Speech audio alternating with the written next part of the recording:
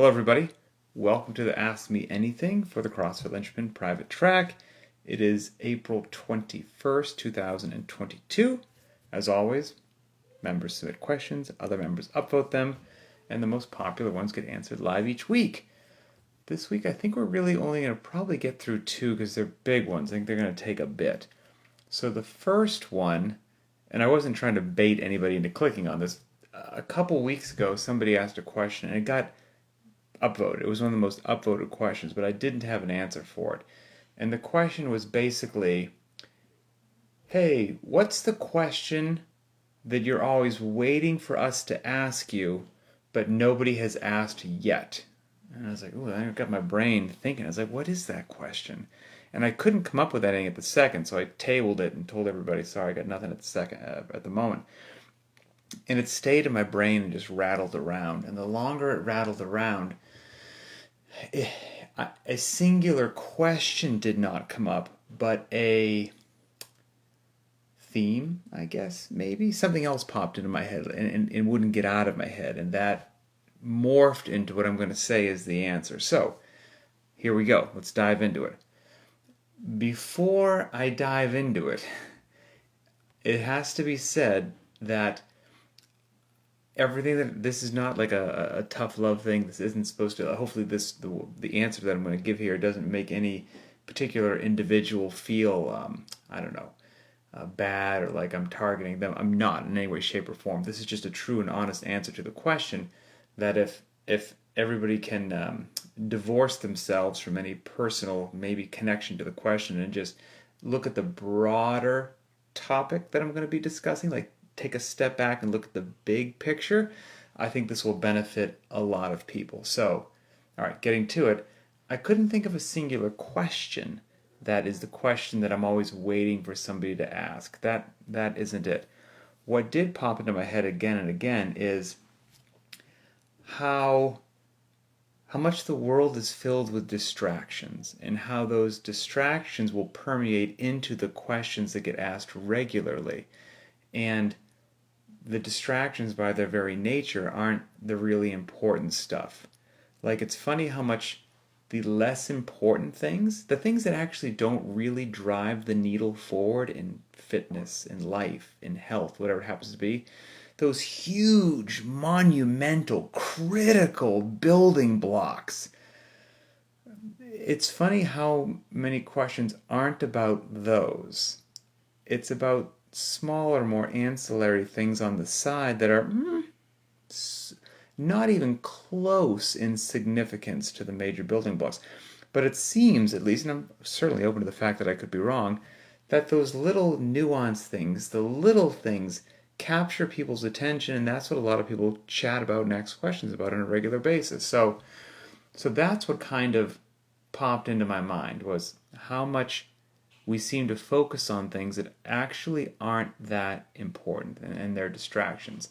And I think this is because we're bombarded with crap and advertising and gadgets that you don't need, that you're strapping to yourself and giving you some sort of data that now you think is driving your life, or some sort of new piece of gear that you need to strap onto your knees or back or belt or something you're going to put in your morning coffee, and that's going to really help your nutrition, and all of those things are just, they're nowhere near as important as marketing and sponsors and other things would have you feel that they are, and they seep into your brain. So, because what's funny is the truth, which is really what I'm always trying to have Linchpin be about, the truth in fitness. Sometimes whether people want to hear it or not. The truth, it's tough to put food on the table with the truth, because the truth is readily available for free in all sorts of different areas, and maybe because it's free, people think that it can't, I don't know, that maybe doesn't have value, right? Like, we put out the workout of the day every day for free on CrossFitLynchpin.com and on our Instagram account for free. The amount of time, energy, and effort and experience that has gone into me crafting those workouts. I mean, I just finished like another 4 week block of training right now, and the upcoming workouts and whatnot. And it's been me working on those 8 hours a day for the last 5 to 7 days in a row to get the next 4 week block of training. Just the workouts, perfect, and how I want them. Haven't done the warm-ups, the goal times, the accessory work, the wild card option, all of that stuff. Just the workouts. I've got all kinds of just various things that I'm working on here, and just different charts with things I'm trying to figure out where we've been and where we're going. And all of that time, effort, and energy, those are the really important stuff that's going to drive the needle forward. I'm going to put those out completely for free.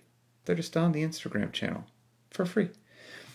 And there's so much good information available for free. But people, I think, I don't know, they just get distracted. So I'm already getting distracted. Let me get back on course here. So what I'm trying to say here is there's two camps. Like, if you actually have the knowledge about what works in strength and conditioning and how you should eat, and you could almost be just good to go for the rest of your life. Trapped on a desert island, somebody finds you 10 years later, and you'll be just a beast. Now, if you don't actually know what you should be doing for your strength and conditioning, you're truly just not sure, you've got to ask every question under the sun, right? There's no bad question. If you truly have literally, just not sure at all what you need to be doing for nutrition, or what's good or what's bad, or you're being misled by this, that, or the other thing, you've got to ask every question under the sun, right? And with every question and answer and session that goes by, you focus and solidify and start to get down to granular detail about what actually is meaningful, what actually drives the needle forward. So, if you don't have the knowledge, you've got to seek it, you've got to ask the questions. But then once you do, and you figure out what actually works, and what's actually meaningful, and what actually drives health and fitness forward, it's shocking how much of that is just available for free out there, quite frankly.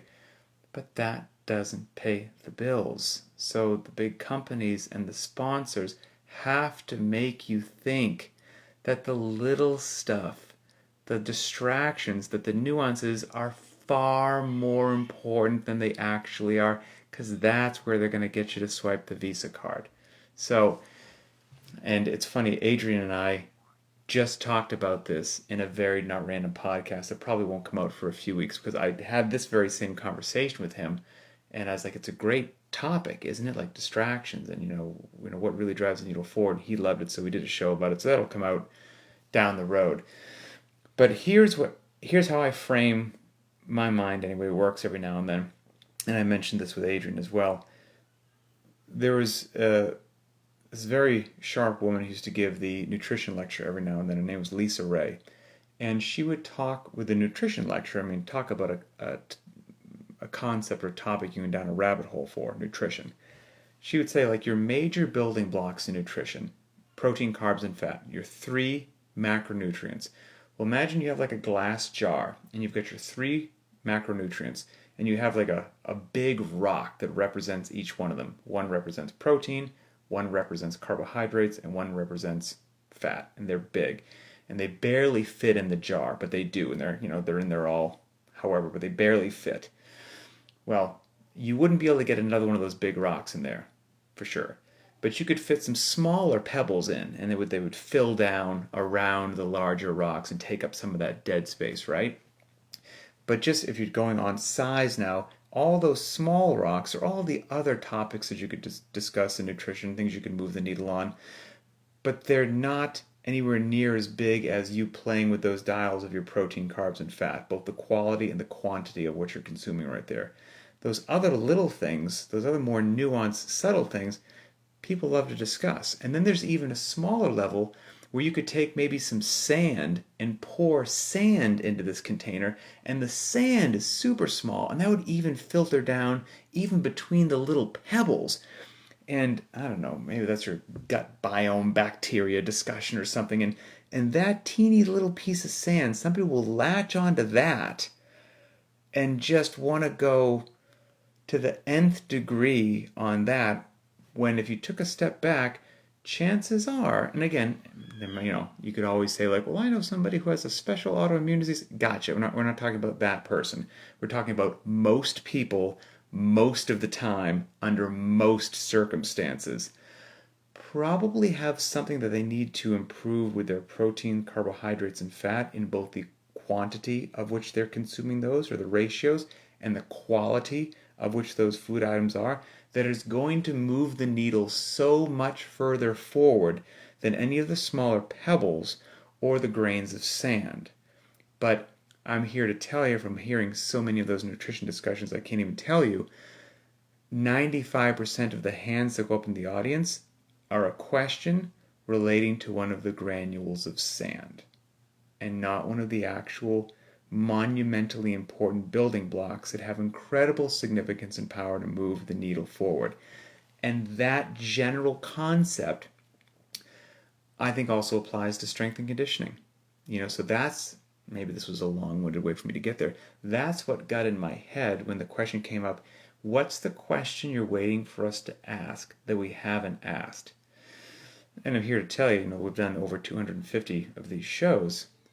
I don't think there's a question that I'm yet waiting on. And what I try to do, hopefully in a manner that's well received, is if the questions are coming out, that going back to that example, I kind of think are more of the granular pieces of sand with regards to importance, or the smaller pebbles with regards to importance, and not one of those three major big rocks in there.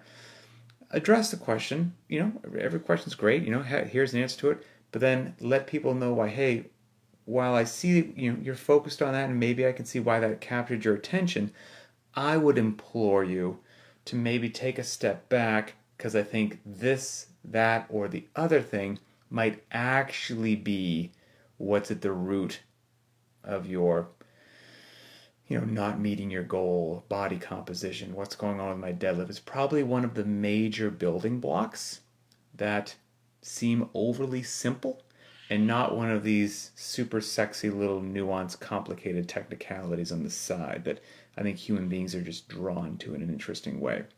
So that is kind of what popped into my head. And that is, again, what I've been trying to do from day one with Linchpin, and I'll continue to do the whole time, is some of our taglines aren't just meaningless taglines, like one of them being that we do what is effective, not what's popular. Because what is effective? It's the fundamentals. The fundamentals are effective beyond a shadow of a doubt. Your major lifts, your compound movements, operating with intensity, intelligent variance, program design, like that stuff moves the needle forward. Getting enough sleep, making sure you're taking care of your recovery, not overdoing it. And I'm sure as I say all those things, you're like, right, of course, yeah, that's all common sense, right. But here's the deal. It's so easy to just get distracted off that path, go down a different path, right? Because it takes an intense amount of discipline to just go into the garage every day, do the fundamentals, try to do them really well, to walk out of the gym and to walk back in the next day, do the fundamentals again. But if you have the discipline to do that, you're not only a special person, but you will be awarded with incredible health and fitness, joints in your body that feel good and don't ache, and you'll have wonderful progress for years to come. But again, it's very easy to get distracted by the small little pebbles or the grains of sand. And so, I'm here hopefully trying to help you out. We've said this before, is, I've given that example of like investing in in like a Roth IRA, and you started doing it when you were, whatever, 21 years old, putting $500 a month in there. It seems so boring, but the fundamental mathematics of it, that if you stick with it, yield an incredible payout, right? And you can guarantee that incredible payout. It's the same thing. It's the same thing going into the gym every day and doing what works. But it takes discipline, and you need to make that deposit. You need to make that investment. You need to do it over and over and over again. And it's tough to not be impatient.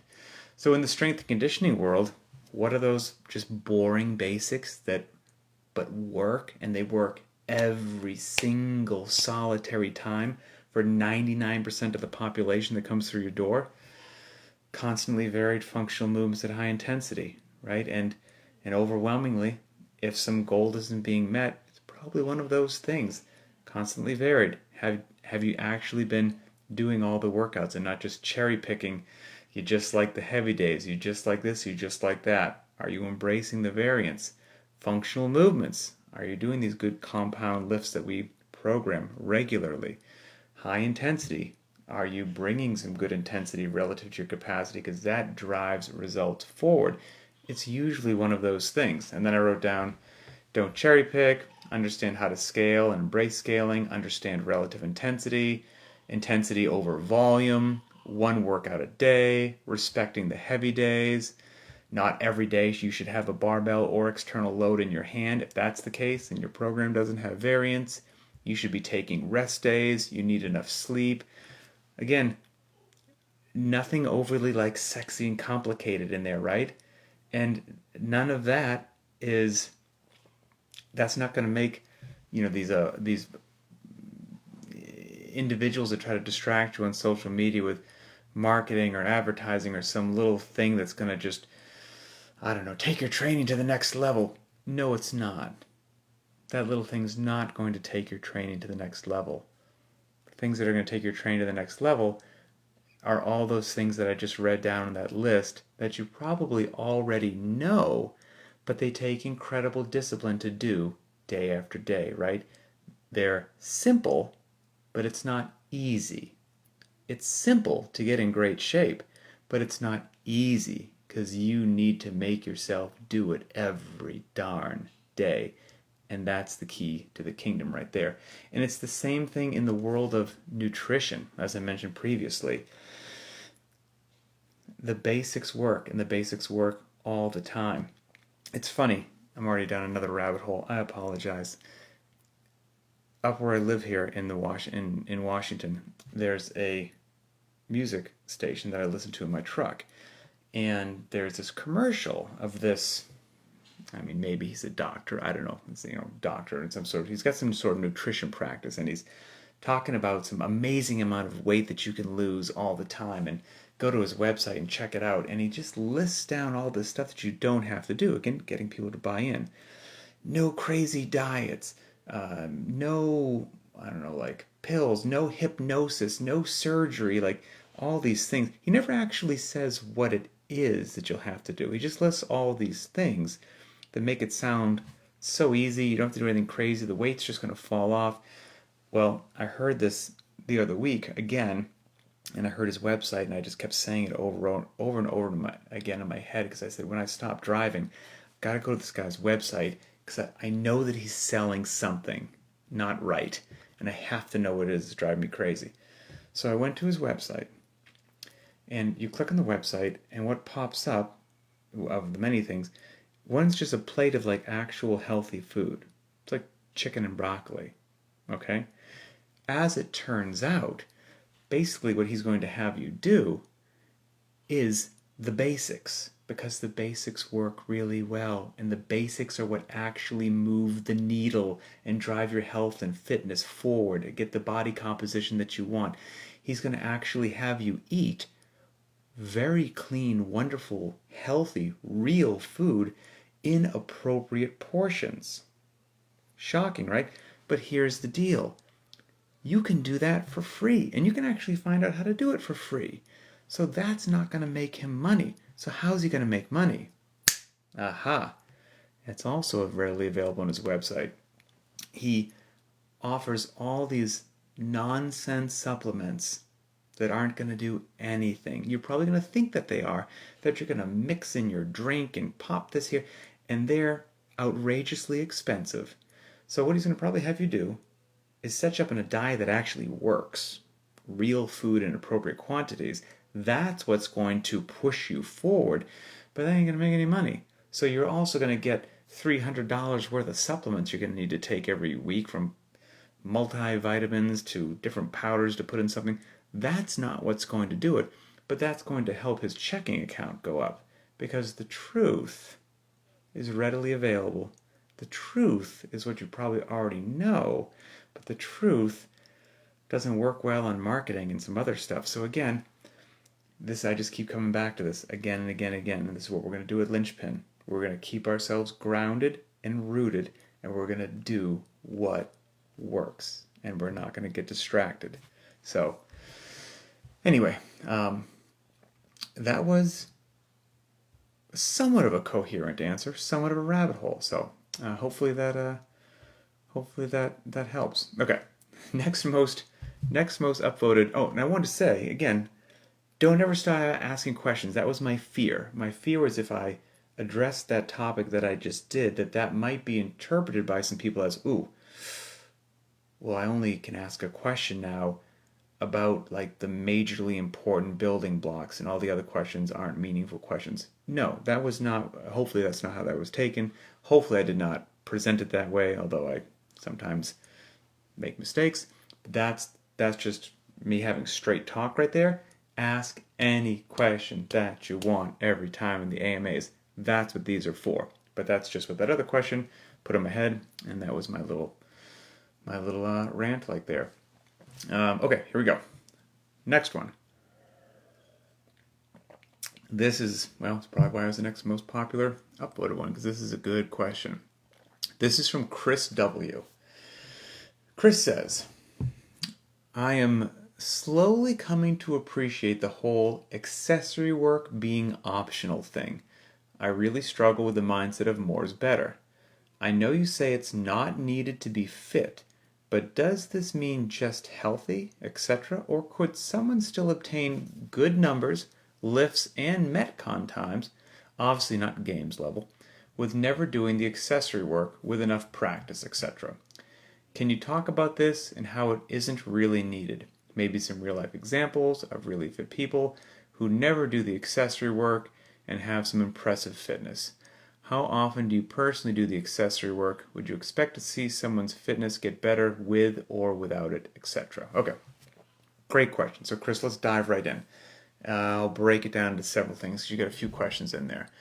First of all, I'm happy that you're starting to truly realize that the accessory work is optional. And a lot of people do struggle with the more is better mindset as well. All right, so here we go. I know you say it's not needed to be fit, but does this mean just healthy, or could someone still obtain good numbers, lift, etc., not talking games level, without doing that stuff? Yes, okay, so that's a great question. So here's what I would say is one workout a day. One workout a day. Sometimes that workout's 4 minutes long. Sometimes it's 40 minutes long. Sometimes it's a heavy day. Whatever it happens to be. Sometimes it has a barbell. Sometimes it doesn't. One workout a day, done with intensity, relative to your capacity that day, is all the overwhelming majority of the population needs to be fit. Now, I think your question says, all right, well, what do you mean by fit? Are we talking like, okay numbers, mediocre numbers, really good numbers? Like, what can I get out of one workout a day? That's a tough question to ask, or to answer, I should say, because it depends so much on the individual. Did the individual start doing constantly varied functional movements at 25 years old, 35, 45, 55, or 65? What was their physical prowess before starting CrossFit? Like, all those things come into play. So with that preamble, I will do my best to answer the question because, I obviously, this is my full-time gig. Everyone I know is a CrossFitter, has been since 2005. I know, and I'm here to tell you, the overwhelming majority of people that I know, and I'm talking CrossFitters, the overwhelming majority do not do accessory work. Do not. I know far more people who do not do the accessory work than do the accessory work. And all those people I know that do not do the accessory work are incredibly fit and have never reported to me in their entire existence that they ever got faced with anything on a day in their life that they could not do. So that right there, it's, want versus need. If you want to do it, have a blast. But you absolutely, I can't even think of a case where I could make an argument that anyone needs to do the accessory work. You're living a regular life here on planet Earth. Now, getting back to the numbers, when I say that you can do one workout a day with intensity and be fit, in no way, shape, or form should you read mediocrely. Is that a real word? Should you read a mediocre level of fitness in there, okay? And again, it depends on when the person came in and all this, but from all the people that I've known for all the years, I'll throw out some numbers that I am perfectly happy throwing out because I know countless people that have achieved these numbers on just one workout a day and literally nothing else. It is not outrageous. I know tons of people that walked around, have been doing CrossFit, let's say 10 years. Maybe they started when they were like in their late 20s or early 30s. And these individuals have 20 rounds or more of Cindy, a sub 3-minute Fran, a 300-pound front squat, and a 450-pound deadlift on one workout a day.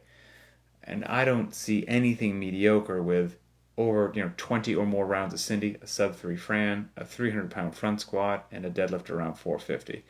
And and that's on one workout a day. No strength bias, no linear progression of something on the side, no zilch. If the workout's Helen, they just do Helen and they go home. If it's Cindy, they just do Cindy and they go home. If it's 5x5 back squat, that's all they do and they go home. They don't work on their L-sit. They don't do Bulgarian split squats. They don't do a glute bridge. Zip. Nada. Nothing. Ever. And I know a ton of people who do that. A ton. As a matter of fact, a lot more people would probably benefit from doing less. Because for the overwhelming majority of the population, what does drive, again, actually getting back to maybe like the first part of the Ask Me Anything, what does really drive the fitness forward, and I know this is an oversimplification, it's intensity. It's not volume. And so it's not to say that both don't have their place, for sure. But intensity really does garner a tremendous amount of results. That's obviously, relative to the individual. So let's see. Let me get back to your next question here. Can you talk about this and how it isn't really needed? Maybe some real life examples of really fit people. Okay, so that was that who never do the accessory work and they still have impressive fitness. How often do I personally do the accessory work? Okay, so that's a great one. I probably do the accessory work 2 to 3 times a week. But I don't do all of it. It depends on what it is and if I want to do it or not. But what's also interesting, and I was going to say remind me to get back to that, but I can't hear you, so you can't remind me, so that's a weird thing to say. So what's interesting is the private track has been around for, 4 years, okay? So let's say. So I've been doing CrossFit since 2005, so that's 15, 16, this is like the 17th year of doing CrossFit. Private track's been around for 4 years. So I was doing CrossFit for 13 years before the private track came around. Over the course of my first 13 years of CrossFit, that's when you would fair to say I built the majority of my fitness. I never did a lick of accessory work, never did a single 2-a-day, ever in 13 years, ever. And I had, all those numbers that I just said right there. And so did all my buddies, just doing one workout a day. Then the private track came around, and when the private track first started, it did not include accessory work. So the first year of the private track, just doing life as normal, and didn't have accessory work, and people wanted, and I resisted for a while because it's not necessary. And I resisted, and eventually we added it to it. But I've tried to keep on being very vocal that it's not required, because it truly isn't. It really is optional. And now, if I sprinkle in the accessory work 2 or 3 times a week, it's not because I need to do it. It's also good to, stay fresh, stay current, feel everything out and all that good stuff. But there is some things that, that do have value, and I will quite frankly enjoy working on. I'm a big fan of anything that comes up in the accessory work and is midline specific. I think everybody just could use some midline work, so that's extra training I feel is very valuable for everybody. So if it's planks or L-sits or whatever it happens to be, you can probably count me in. I'm going to do that stuff there as well. I just had something else in my head. I love strict pull-ups, so if we're getting some extra pulling work in like that, I'll probably hop in on that as well. But if I don't do the accessory work and don't do the accessory work for multiple days, not even for a moment does it creep into my head that I have negatively affected my fitness in any way, shape, or form. Now, you've got another question here, which is great. It says, would you expect to see someone's fitness get better with or without it? Great question. It's almost yes to both. How could I expect someone's fitness to get better without it? Every human being that I've seen for the first 13 to 15 years of my CrossFit experience got better without accessory work. Hundreds or literally thousands of people that I met at seminars, no one was doing accessory work back then. Everybody was improving just fine. So it's just empirically true, with what my eyes have seen. I could also see somebody's fitness improving if they were doing too much, right? Then them actually reducing the load that they're doing, taking the accessory work out, might leave them less beat up, less tired, feeling better, walking into the gym and able to hit that one workout a day with more intensity, and intensity drives fitness forward. And so I can see a situation for sure where somebody actually removing accessory work would be a beneficial thing for them, but it would have to be, that individual would have to be analyzed and would figure out how much they're doing and is it too much for them. You also asked the question, would I expect to see someone's fitness get better with it? Sure. And there I think is a very honest answer as well. Absolutely. The accessory work is deliberately and purposefully put in there based upon, where we've been, where we are, and where we're going, to help either, if the individual is ready for it, and again, I say this all the time, like, hey, if you're not sure if the accessory works for you, do it every other day. Don't do it every day. See how it treats your body. Cut the reps or the loading, whatever, in half. Like crawl, walk, run. See how it treats you. Make sure that it's not too much. Make sure that you can tolerate it.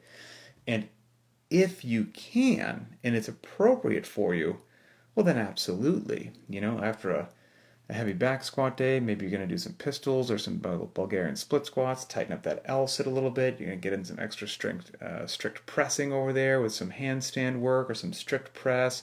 We're going to do some overhead carries. Here's some engine work.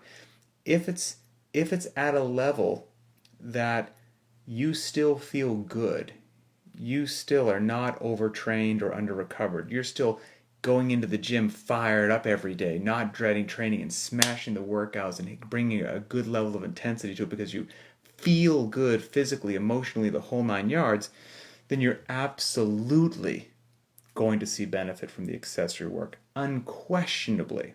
But that's not everybody, because the truth is, there's a huge segment of the population, and of the linchpin population, that all they need is one workout a day, and that's plenty of work for them if they pour their heart and soul into it, given all the other stressors that they have in life, that the best thing that they can do is give themselves a rest, not do anything else, have a good meal, get the best night's sleep that you can, and go do it again tomorrow. Again, circling back to what we talked about at the beginning of this AMA, of what really drives the needle forward. So, yes.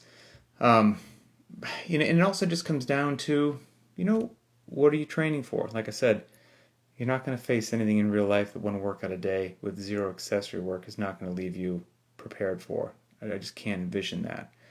And I hate to be that guy that talks about the old days when they used to be in the military. That's douchey and I don't like it. But I'm going to do it at this moment, hopefully not in a douchey fashion, just to paint a picture of when I say ready for life, I'm not joking. So if you were rewinding the clock, back when I was in my 20s as an active duty Navy SEAL, I had a fraction of the actual real fitness that I walk around with today. A fraction of my fitness as I stand here right now. And I was able to do all of the duties and responsibilities of a Navy SEAL with not even half the fitness that I have right now. I was a better runner and swimmer, but nothing else, I'm here to tell you. So then my question becomes, what in the world, if I could do that, what in the world is anyone going to face in their daily life that they're not going to be prepared for, overly prepared for actually, with one workout a day? I literally can't think of an example. And it's not competition, because competition's not real life. Because I can make any workout in any competition heavy enough, long enough, or grueling enough to exceed the demands that anybody would ever face in a regular situation on planet Earth. So that's why competition's not real life. If you're talking about being healthy and fit for real life, you will smash real life on one workout a day. And you need nothing more. And even a situation that I can think of that like would be a really challenging, physically demanding situation in real life. Like, let's say you're a firefighter, right? And you're in the 5th story of a building, and there's a unconscious person. I'm just creating an amazing scenario here. Building's on fire. Got to get him down. Elevators aren't working. Person weighs 350 pounds. They're unconscious. So there's a 350-pound sandbag for you. You got to get him down 5 flights of stairs. You're not getting that person down 5 flights of stairs by yourself. I don't care how much fitness you have. I don't care if you have a 500-pound deadlift, a 300-pound clean and jerk, a 450-pound back squat. You are not picking up a 350-pound person by yourself and moving them down 5 flights of stairs. So even with some astronomical games level fitness, that you're still kaputs in that situation. You're still going to need 2, 3, or 4 other friends with you to all grab a limb on that individual and start to make their way down the stairs. So again, I just can't picture a situation in real life that you're not going to be just phenomenal with one workout a day. I really, really can't. Now, if your goal is to do whatever your body can tolerate, to drive your fitness forward because you're impatient maybe, or just, no, maybe that's not even fair. It's important to you. That's probably a better way to say it.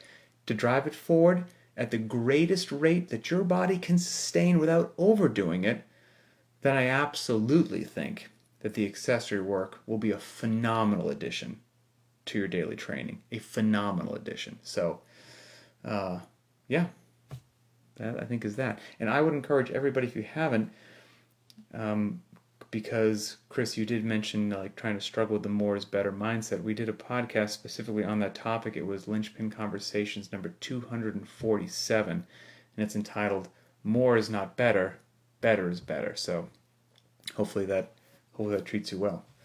So that is it. I hope everybody has a great day, enjoys their rest day. As I always say, if you haven't filmed your garage gym, your basement gym, the gym in your firehouse, military base, wherever you are, your apartment, please shoot a video, email it to me at info@crossfitlinchpin.com. That's info@crossfitlinchpin.com. And we'll put that video on the CrossFit Linchpin YouTube channel. It's been awesome seeing everybody's places that they work out from all around the world, and it's given me some cool ideas as how to lay out spaces. So that's it. Have a wonderful day, and we'll talk later.